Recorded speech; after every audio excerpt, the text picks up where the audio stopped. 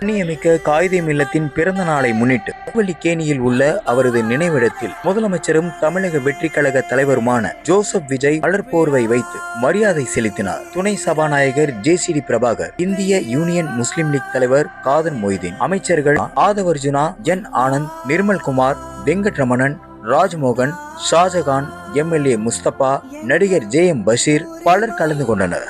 JM Basheer 1000 பேருக்கு அன்னதானம் வழங்கினார்.